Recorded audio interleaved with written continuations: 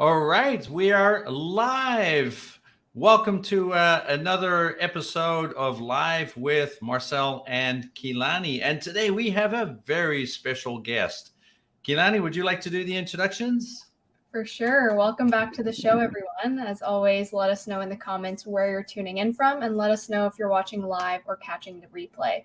Also, right off the bat, if you have any questions for Mike, if you caught our post giving a little bit of background on what today's webinar is going to be about, feel free to put your questions in the comments. This is going to be hopefully a very interactive session. Mike has a really great formula that he's going to share with us. So if you can, let us know in the comments what you're thinking, and we'll work off of you through this call as well.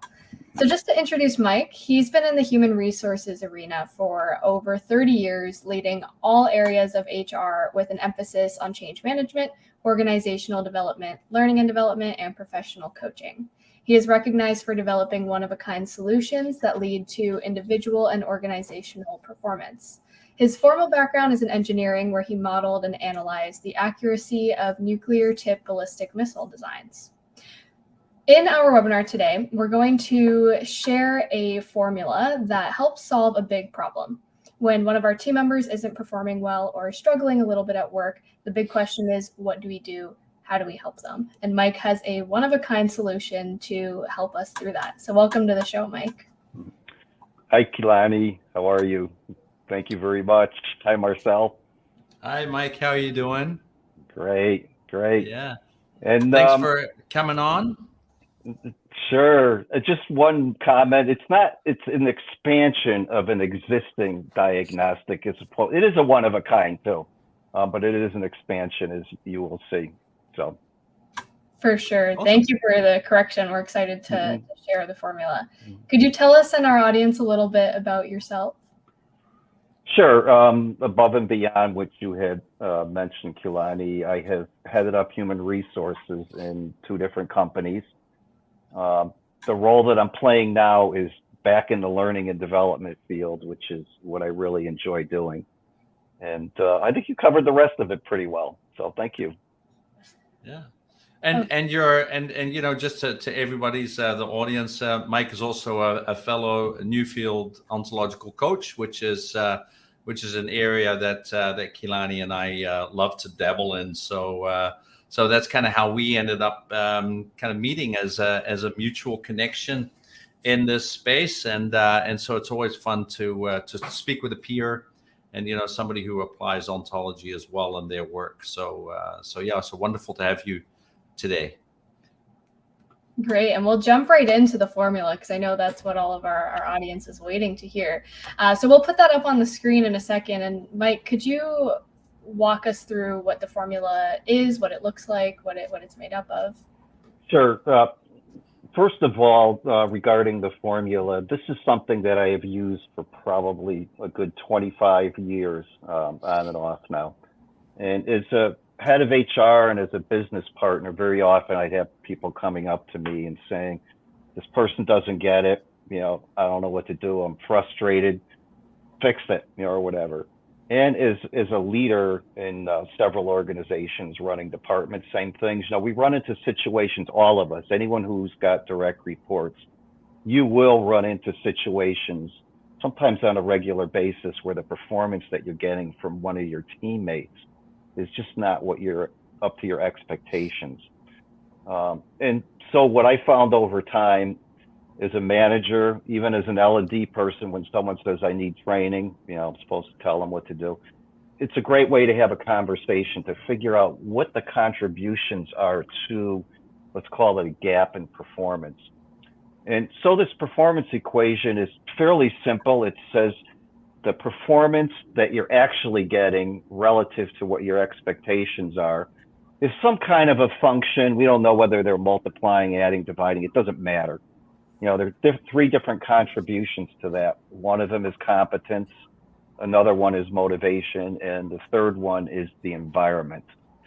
And so just to talk a little bit about each one of these 3 in this formula. And by the way, many of you have probably seen performance is a function of competence and motivation. So this kind of expands out to the environment area, and then also in the performance area. So typically if somebody's not performing to your expectations, we look at that P there, which stands for the actual performance relative to the expectations. And the very first thing when I'm not getting the results that I want to get, or I'm coaching somebody else because they're not getting the results they expect, say from a direct report, is to find out how clear is it to the person what the performance expectations are, and are they in alignment with what the manager expects them to be.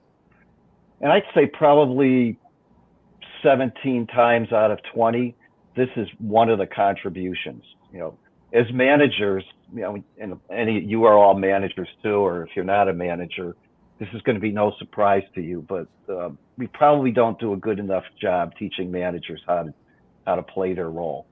And one of the big shortfalls typically is managers not being clear about expectations that they have with another person. They get kind of lazy and sloppy and expect them to read their mind. So almost always this performance delta here, there's a contribution because there is an alignment. The person thinks they're doing great and the manager thinks their performance is substandard. So that's got to be straightened out first and foremost. And then when we look at the situation for the person as well, one of the questions that we want to ask is, can they even do it? So this is your competence question. Does the person have the knowledge and even the practice and the skills, the experience to get, whatever needs to be fixed here or taken care of? And one of the signs here is if you think about the person's been able to do this well in the past. Let's say that was the situation, and all of a sudden they're not doing it so well. That may not be a competence issue. It could be something else that's going on with the person, unless something changed about how to do the job. So that second area is motivation. And this answers the question, does the person want to do it? Or do they think it's even valuable to do it? So this is really more about, is the person lacking initiative? They're not enthusiastic about this. To what extent do they want a challenge? And what about their mindset? What are the stories in their head that they have about what it is they're supposed to be doing? They're pretty unhelpful and negative stories. So while competence is typically handled through some training and practice, the motivation, as Marcel was talking about earlier, very often you switch into the coaching mode. And so here you're really trying to figure out what's going on for the person. Is there something that's changed recently? A lot of times the person just doesn't see the value in it whatsoever. And if they're not seeing the value, they're not particularly motivated to do it. They feel like it's a waste of time. And this last area, the E for the environment, I have on here, does management encourage them to do it? And another way that I cynically like to put it at times is, will they let you do what they want you to do? Right. Very often your manager or others expect you to do certain things. And then when you look at the manager's behavior, it really undermines that. A person may be sending emails with questions and the manager's not responding, or it could be the reverse of micromanaging that really takes the wind out of people's sails. Sometimes that's what's going on. So you really need to also look at what's happening in the environment. I think a good example of this is when COVID hit and office closures started occurring all over the world and people suddenly had to work from home. That's a big shift in the environment, and that's why we saw it in the beginning, at least, it hitting some of the performance. So that's kind of a high level overview of that. And Kilani, what comments, thoughts do you have on this, or anyone else? If you can just put in the chat, see what kind of questions are coming up with this. Then we'll take on some examples. Yeah, for sure. What needs clarification here? Yeah, and if I also kind of may kind of add to that as well is, one thing I really like about this formula, right, is because Kilani and I, we have a lot of conversations, and I'm sure you do too, Mike. With regards to managers, and managers are always like, how do I motivate my people? and it's a really interesting. I'm just going to get rid of this image for a second. Here we go. So, that's always a big question, right? How do I motivate my people? And I think what this image really shows really nicely is that very often people don't need motivating, right? It's more about what's making them demotivated, right? So what in the system is preventing them from feeling motivated?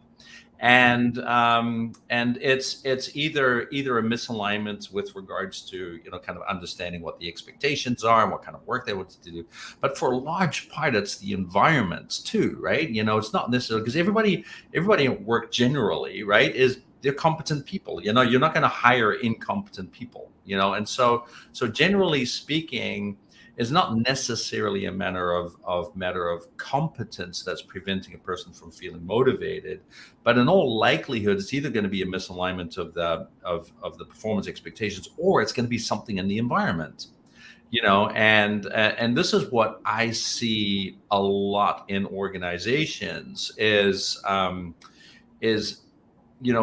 leadership might say one thing, right, with regards to the values that they have, and we put our people first, and we don't want you overworking, and we value work-life balance, and we do all of these kind of things. And then you have the manager who's like sending emails at 1:00 in the morning, kind of expecting a reply by 7 a.m. And so there's this mixed match of messaging, which then creates an environment of that is way less stable, right, with regards, it's way less coherent with what the organizational values might be, and all of these kind of things, because it's the behaviors of the collective, not necessarily just the manager, but just and that's the environment, right, is the behaviors of the collective that creates that that sense of safety, and that sense of kind of well-being, and belonging, and and all of those kind of things. And for a large part, that's where people have a tendency to not look, right? That tends to be a blind spot that I see a lot, is that where, there's very, very rarely do I hear a question from a leader kind of saying, hey, what do we need to do about our environment that's going to help our people, be more excited and motivated and engaged, and and all of those kind of things. So I love that formula. I think it's a great way of breaking it down for ourselves, right? Kind of like, in terms of being able to say, hey, if I think my people aren't kind of, performing in a way that I would love to do, where might I be looking, right, with regards to how I can help them, and so that becomes a very nice kind of way of diagnosing that and seeing that. So thanks for sharing that. That's fantastic. Yeah. There's another aspect to that, Marcel. I think that it's a really good point on that. Both you and Kilani are graduates of Newfield coaching, and maybe I'll even leave it to you to talk about this. If, let's say, and this happens a lot, probably you hear this in coaching, and I hear it a lot when I do this, where I'm talking with the manager, and the manager will say, I don't think this person can make it, or whatever. I had them. We all, part of the human condition is we have stories about ourselves, about others, about what we're here to do, about our environment. It's just part of the human condition, creating these stories. And if you run across a manager that is writing someone off, or just thinking they're not going to make it, how's that going to play out just from your training? Yeah, absolutely. And of course, then we get into a whole story around biases, get around, framing kind of our realities, language, right? Body, emotion, and language, which is of course a big ontological, kind of piece. So what kind of body are you wearing, when you believe that, somebody isn't going to be able to cut it, right? How do you show up every day, in the office towards that person? What kind of environment are you then creating based on that, kind of energy that you're projecting if you don't believe in your people, right? And then that, of course, creates this vicious cycle you know, of proving yourself right, you know, because that person is not going to feel comfortable in that environment. So they're not going to perform in the way that they're supposed to. And then you prove yourself right by saying, see, I told you this person was incompetent. Exactly. I'm right. it happens in autopilot mode. You know, it's one of these things where, your managers, should be asking, what's it like to work for me? Yeah. Sometimes it's kind of scary. Like? Yeah, exactly. Would I like to work for me? Yeah, that's right. Would I go to work every single day, feeling really excited, and something I do with my leaders too is just to break the bias, is to always say, when we have a certain opinion about anything really, right, is do we spend our time trying to prove ourselves right, or do we spend our time trying to prove ourselves wrong? And if we spend all of our time trying to prove ourselves right, chances are we're operating within that bias, right? And that's what feeds into that environment. But if you have a leader who's willing to prove themselves wrong and say, or if they have an opinion about an employee and say, okay, let's prove me wrong. Let's find something in this person that I'm not able to see, right? Then that already creates a different environment. Yeah. So I mean, think about it. Go ahead, Kilani. You go ahead, and then I'll go. Oh, that's okay. I was just gonna say, speaking of stories, I think that the formula is a great way to take the bias and the story out of it. Oftentimes, we hear people say, "So and so isn't performing well," and that's all the story that's available to them, right? Because from their perspective, all they see is they're not hitting the mark, right? And I think what's so great about this formula is it gives us a deeper dive into 3 huge components. And I'm sure there are many subcomponents to each of those that play a role in why someone isn't performing. So it gives you a cheat sheet almost into going around the story. Yeah. And I can even see that expanding into self-diagnosis. Right, like with regards to I'm an employee, for example, because every manager also reports to somebody else, right? And I'm not performing, right? Because how often don't we hear that, where people actually feel incompetent, in their work, and they can use that to diagnose themselves as well and say, okay, am I actually hitting the mark? Am I hitting my KPIs? Am I doing, kind of the job I'm supposed to be doing from a performance expectation standpoint? Yes, I am. Great. How about my competence level? Like, it's like, where am I on this competency level? Where can I improve, and what could I potentially do, in that competency level? Motivation. Where am I in motivation? And what am I doing to contribute to the environment? Right. So there can be a great self-diagnosing potential here as well, where people can potentially lift themselves out of that funk of simply thinking to themselves, I'm not enough, or I'm not performing well enough. Yeah, and just adding one other minor thing on that, if you say, I've got all my KPIs, maybe it's time to check with your manager and make sure, are these still the most important ones, given how the environment continually changes?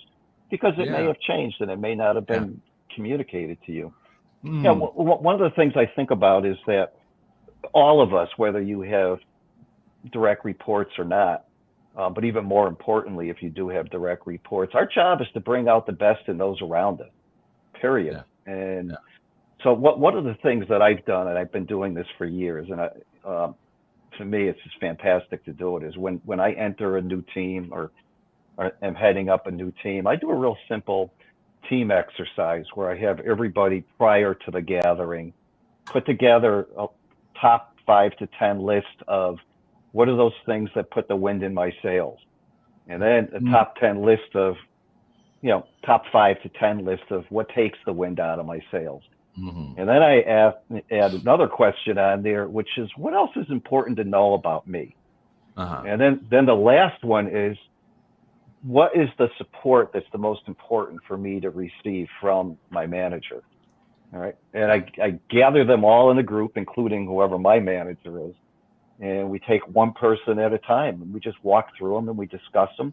I save them, and I have them like right on my desk. And so what I just focus on is, making sure that I have behaviors every day that puts wind in their sails, And I avoid those things that take the wind out of their sails. Or sometimes, you have to have difficult conversations, but knowing what their sort of sensitive points are can help navigate through that.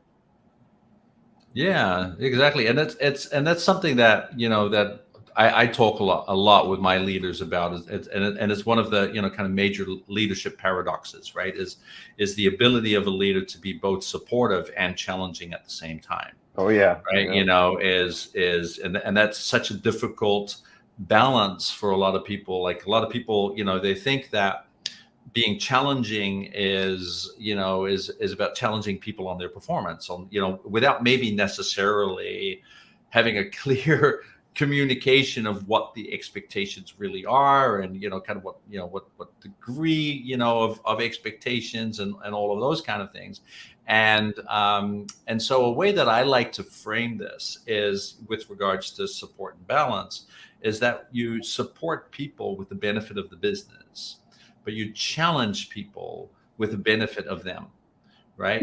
So in a way, it's you don't challenge people based on their performance outcomes. You challenge people based on kind of like their potential, right? It's kind of being that cheerleader and challenging them in a way, just like what a coach would do, right? Kind of say, hey, can you, is there room for growth here? Is there something that you can do simply because you can do it, right? Or simply because it's going to make you feel more satisfied. It's going to blow wind in your sails, right? So we almost want to challenge people in a way that gets them excited about every single day of coming to work, and everybody likes to feel like they are the best version of themselves, right? And actually people enjoy being challenged to be the best version of themselves, as long as there's an environment that supports that, right? And so that's where that kind of support piece comes in, is if you then are able to create the resources, and you create the opportunity, and you're being able to kind of like set people up for success that way, then you create this beautiful balance of growth, right? Where they can operate. And very often, that's where managers, in my opinion, they flip that up the other way around. They think that they have to support the people, in a way that supports their people, and challenge people in the way that supports the business. And when we do that, that actually creates disengagement, because people don't feel like the conversations are really there to help them, right? It's really around the conversations going to just strictly help the business. And it takes the human element out of that equation. And that's, that becomes that creates an environment, that can be quite sterile, right? And lack of empathy and all of those kind of things. So, and I find that really an interesting conversation. It's something that, a number of, kind of my leaders have been, kind of playing with and working on. And it's really interesting. And a lot of that plays into this formula, right? With regards to, the performance, competence, motivation, and environment. Yeah. So it's amazing how simple framing of these things can make such a big difference, right? With regards to kind of how we like to operate, in our work and stuff like that. So and that's something I work with. Yeah, and I think what we're really starting to see here is how this formula doesn't just help the person who's struggling, but it helps the leaders and the managers assess themselves and help them show up as a better leader as well. So it just kind of creates this whole unification of everyone. And what I think would be really cool is if maybe we can put the formula back on the screen and kind of run through an example situation of how a leader would use this formula to help someone who's struggling. And if we have anyone on live who's willing to share, if you maybe want to give us an example without mentioning names, and of course keeping things confidential, but very vaguely a situation where this could have come in handy, and maybe we can walk through how this could work. And if we don't get anything right away, Mike, if maybe you want to share a sample situation or a made up situation and walk through that. Sure. Yeah, it'd be great if somebody here in the audience has a situation to come up and just talk your way through this. And Marcel, to your point, Marcel, it takes two to tango here. And to Kilani, what you had said, it's a back and forth between both. Nobody's isolated by themselves. Mm-hmm. Yeah, for sure. So go ahead. Yeah. Let's see if the audience types in it. Sometimes it takes a little while too for Right. comments Yeah. to come Yeah. through. Yeah. So just because of the Well, broadcast and things like that. yeah. And if you just want to if you've got an idea in your head, just raise your hand or say, I'll go, and you can just talk it through. Yeah. And while you're typing that in, that bottom half of that slide contains some questions that you might ask very often yourself on this when you see a performance gap from your expectations to how the other person is performing. Yeah. You know what is really interesting with this formula, and I actually just recently had a senior leader who was recently hired into a tech firm, and he has no tech background, and but he's an amazing people leader, and so he was actually brought into the company because the CEO felt that that there are too many kind of like tech oriented people, and so they want to kind of just shake the tree a little bit, broaden that out, and bring other conversations into kind of the environment, right? And what's really interesting is the reason why I got hired as his coach is he was struggling a lot with imposter syndrome because he felt that he was he didn't have the competence as a leader because he doesn't have that same technical background as a lot of his colleagues. And so when his colleagues would be going into that kind of technical jargon, he'd be lost. And that really, kind of played at his self-confidence, as where, if he were in his, previous industry, he would have been, of course, wonderfully competent, right? If you deal with a leader like that, for example, who is maybe struggling with a little bit of imposter syndrome, in that sense, because they don't feel competent, how would you approach that, Mike? Yeah, so let's just follow through on this. I guess the first question that I'd like to know is that person reports to the CEO. Is that correct? Yeah, that's right. He's a C-suite. Yeah. Yeah, so to me, one of the first conversations that needs to occur is an assessment from the CEO. Like, how's this person doing? For that, what kind of support have you been giving the person? Now you can get at some of the E things. Yeah, the environmental CEO. Yeah, CEO actually loves having him around, and so he actually gets a lot of positive reinforcement. And from he the asks CEO, because he's right? and something that the CEO likes is the fact that he actually doesn't know, because he's literally naturally curious, right? And so he asks great questions, and that's exactly why the CEO wants them, to a point where recently the CEO had to travel on personal business and actually asked him to take the helm, rather than kind of the technical counterparts that have been there for decades, right? And so there's definitely a lot of that positive reinforcement that's coming from but just he himself just has this is kind of stuck on that I'm incompetent because I don't know the Right. that technical space. Yeah. So I think, Marcel, what I would be curious, if I wanted to sort of zero in on one thing and see if it's rich territory for exploration. This individual came in there as working with these technical leaders. To what extent do the technical leaders, how do they view this person? Do they view him as the special golden child from the CEO, or what could be going on there too? Yeah, exactly. I mean, there are definitely, I mean, there's definitely, at his peer level, right? He is accepted, but I don't think the environment is as warm as the environment that's trying to be created by the CEO, right? So there are many Right. instances where when he is only with his peers, the CEO is not present, that he's reminded of not having that technical background, Yeah. right? Yeah. Yeah. So then in the motivation area, it'd be a conversation, I think, with this person about, you were hired here to add certain value. Let's explore those areas. In a way, that person was there to do what his or her peers were not able to do for themselves.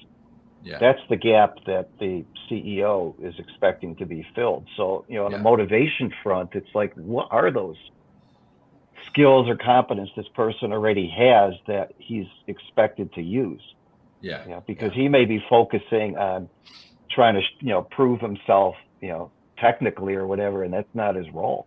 So I'd want Yeah, to exactly. challenge that too. Did any of that come Yeah. out?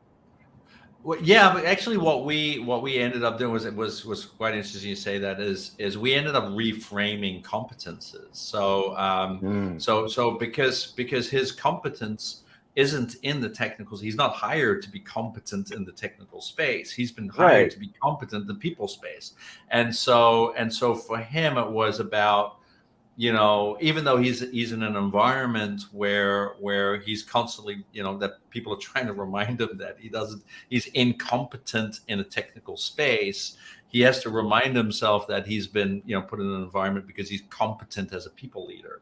Right. And so, constantly holding on to that reaffirmation, right? Of that's why he's there. And being able to just kind of feel that satisfaction of knowing that that's his role, is to be a people leader. And so when he then fully embraced, kind of like, but it's okay that I'm incompetent in the technical space, because I'm supposed to be very competent in the people space. That's my job here, and that's what I'm really going to focus on and kind of step into. And so the moment he fully embodied being that leader, it changed everything for him. Yeah, and that allowed him to just feel a lot more relaxed and comfortable, even though he was in an environment that that may be judging him sometimes, right? Kind of on his lack of technical expertise.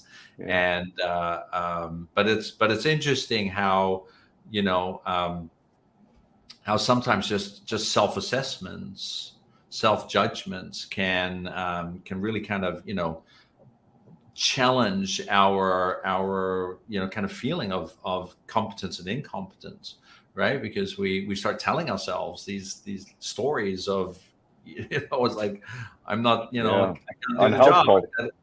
Yeah. And then how stories. That's right. And how detrimental those stories then become to our own performance, right? Because if he had allowed himself to continue going down that spiral, it would definitely have affected his performance. Where at some point in time, he would have had a conversation with the CEO, right? Where the CEO was going to say, "Hey, you're not meeting expectations," and and it is really, really interesting. And I love how that all comes together. I've never used this formula before, Mike, but I promise you, I am definitely going to use this in my coaching. It's a great framework to be able to break things down with regards to kind of like where number one, a person is at, but also number two is where is the relationship at, with regards to kind of the leaders and the rest of the people. Yeah. So the other thing, Marcel, on this is, what is this person's key performance indicators? Are they technical key indicators, or are they shaped to be people related, extent of buy-in, or, other types of KPIs that would get that, it would point that person in the right direction. That's right. So yeah, that's exactly. another area of discussion, right? Yeah, exactly. And it's amazing. Almost like, I was gonna say, it's amazing how often these things get substantially resolved just through the P. Just relooking at what you expect them to do, making sure it's clear what they're there to do, You know, you can even set milestones or whatever. But I just I've had more times as a HR business partner where once we got that part squared away, they didn't need me anymore. Yeah. You know, it got fixed.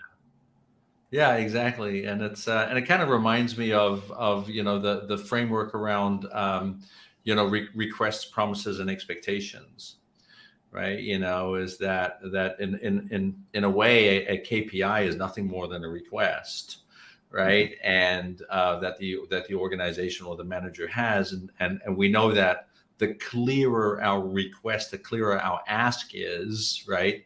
The more the clearer the promise is going to be, and the more likelihood that those expectations are going to be met.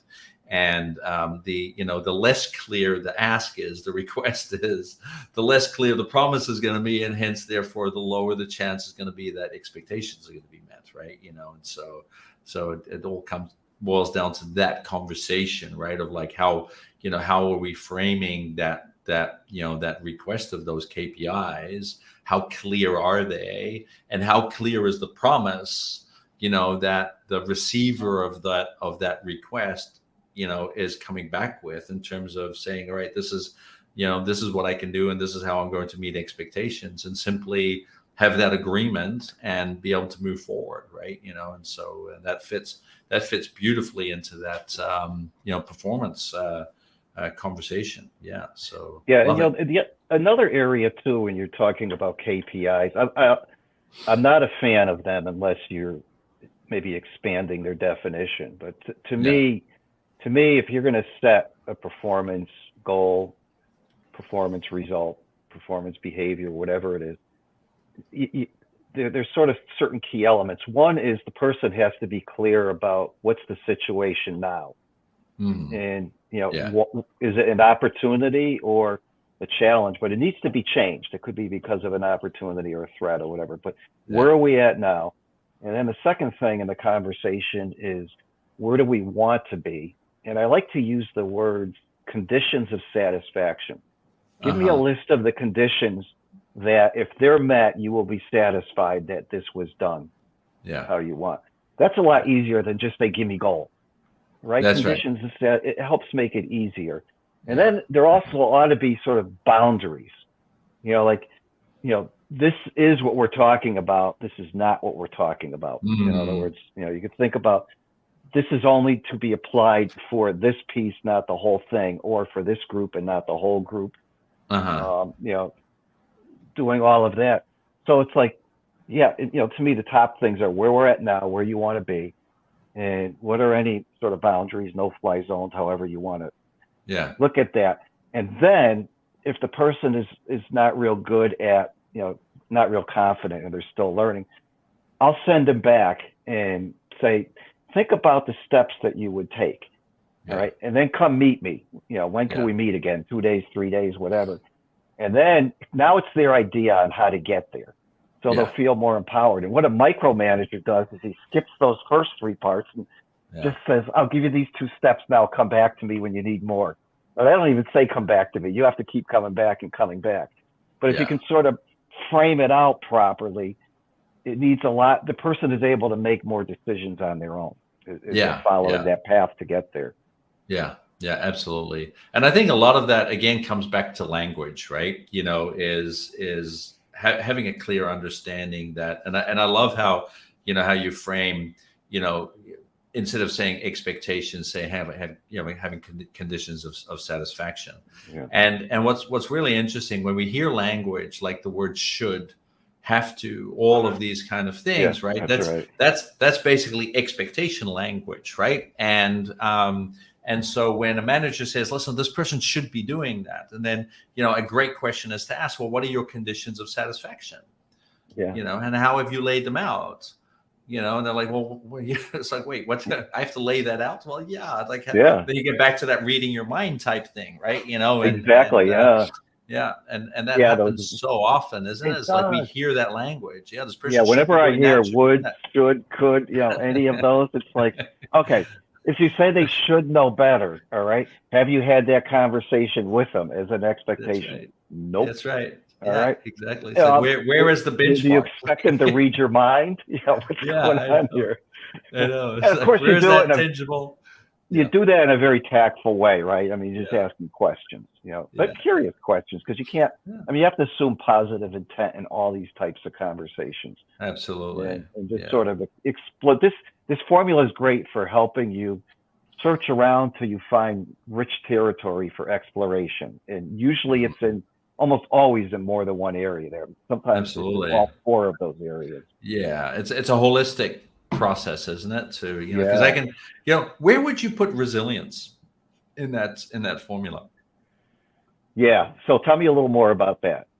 As I Well, just worked, it's yeah, I mean, because I mean, there's of course mental well-being. There's which is a big topic these days, and of course the ability to bounce back from setbacks and all of that kind of stuff. Like that might be a question I can expect maybe some managers asking. So where would resilience fall into that? Yeah. equation? Well, I actually do a workshop on resilience, and there like different facets to that. One of them is the language that's being used, and I like to distinguish something that is a fact that can be proven right or wrong versus something that's a story the person invented in their head, and then they assumed it was true, and he should know better. Yeah. That's a story you invented in your head. You can't prove it right or wrong, really. Something like that. So that's one element of it. Another one's around moods and emotions. When somebody's in any kind of a mood, you have a story about it, and then you're predisposed towards certain actions. So it's like, pay attention to your moods. And a good classic example of that is anger. The language around anger is, you did me wrong. All right. And I am going to punish either, and usually it's three different areas. Either I'm going to punish you, or I'm going to punish myself, or I'm going to punish the next person I run across, whatever. And we've all experienced all of those. So being aware of moods and emotions and your predispositions, that's another one. Another one around resilience, I am a total fan of, and thank God it's not seen as woo-woo anymore, but just some type of centering exercises. I do almost every day. I do breathing exercises. I only do it for 5 minutes. Yeah. And, it's amazing. I mean, biologically, you'll notice over a few months, your heart rate's going down. You're not reacting as strongly when you get triggered. All right. You recover a lot faster. There's no substitute for that meditation. Yeah. It's absolutely. Huge. And then the third area, or the fourth area I get into, is this whole idea of the flow of conversation, the push, pull, move away. If somebody's really pushing and they want to be heard, let them be heard. Yeah. Keep pulling. When they're pushing, you pull. Eventually, you'll get to a point where you'll say, I think what I heard you say was blank, blank, and blank. Yeah. Is there anything else? And then when they say nope, then you say, may I share my perspective? In other words, can I push now? Yeah. You don't have to go first. In fact, it's better if you don't go first usually, because usually you make an ass out of yourself, right? Yeah, exactly. Because you made some assumptions that were. That's right. And making an ass of you and me, right? Yeah. We and we use that, of course, in the 5 energies, right? We talk about for resilience, that determined, the determined and inviting, right? You're inviting them to to just come with whatever it is, and then you allow that flow of energy to happen in a very Tai Chi kind of way, right? So I wholeheartedly buy into everything that you're saying, my friend. Yeah, it's totally the same stuff that we use. Absolutely. So I think that's pretty much, we're at the top of the episode, right, Kilani? Yep. Yeah, we're right towards the end. We had a good 45-minute conversation there, and so much value. I know we could probably talk for hours. Yeah, for sure. I mean, there's so much on this topic alone, and then considering our new field backgrounds, 3 of us too, there's a lot that we could cover. And Mike and I explored that too while we were coming up with topics for. We did, yeah. But there's a lot of very much commonality, and the work that you're doing, I'm a real fan of, and right in alignment with it. Yeah, I mean it's all born from that whole kind of that same kind of new field esque space. Yeah, and beyond that, and beyond, that's right. It's just expanded, right? Yeah, and you're doing the same, and we're doing the same. Yeah, it's wonderful. That's amazing how that foundation of ontology can really kind of just spark so much amazing work. Yeah. So Kilani, do you have any closing questions for Mike? Just one last question. I mean, first of all, thank you for sharing all of your wisdom and this amazing tool as well for people to use. Just last question, where can people connect with you? Sure. Probably the easiest way is on LinkedIn. Okay. And if you just type in Mike Grabarek, my name, I think in the entire world, there are like 5 of us. And I think 2 of them are just the same, but you'll see the same picture of me that was in on the advertisement. So I'm the one it says in the greater Hartford area. I'll also list it in the comments here so people can connect with you easier. Yeah. Yeah. Let's pop that in there so then people can. And also, if people want a copy of the image, is it okay for us to share it? Send a PowerPoint because it's got the speaker notes in there too. Okay. All right. Yeah. Perfect. Yeah. All right. So that'd be the way. Yeah. That's free to share with. If we can get more people having better conversations around performance, I'm so happy about that. Yeah, for sure. Let me see what we can do with regards to sharing that, or maybe I can, because it's always good if we can throw it straight into the comments. Because I have the. Let me see if I can have the Dropbox link. Maybe I can do that. Oh yeah, that's a good way. Yeah, just send a Dropbox link on that. Let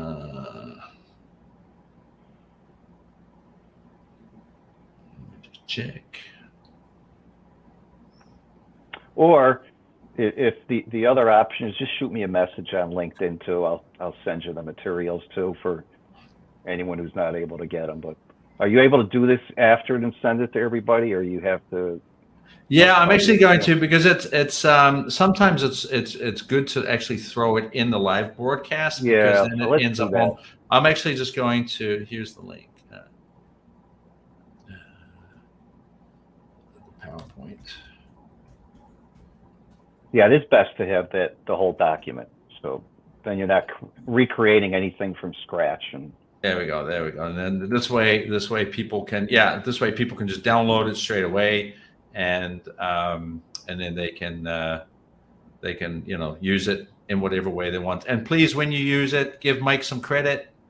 So it's always good to play it forward. I know I'm using it. And I'll make sure that give you enough credit with doing that too. So so once again, Mike, thank you so much for joining us today and all your wisdom. And I hope to get you on the show again one time in the future. You have so much to share, so tons and tons of topics that we can talk about. Would love to. Thank you very much for the opportunity. Yeah, you're welcome. Yeah. All right. Well, in that case, we're going to sign off. Kilani, you have any final comments? No, that's all from me as well. Thank you, everyone, for watching. Great. Fantastic. Well, thank you, everybody, for watching. And remember, you can watch this. The broadcast will be rebroadcast. You can also watch it on YouTube. You can watch it on LinkedIn. You can watch it on Facebook. You can watch it pretty much everywhere. And it stays around for a while. So and feel free to still make comments, even though it might be, the broadcast might be over, because then we can always follow up with you and get you in touch with Mike, and so on and so on. All right. Thank you, everybody, for coming, and see you next time. See you. Bye. Okay. Bye.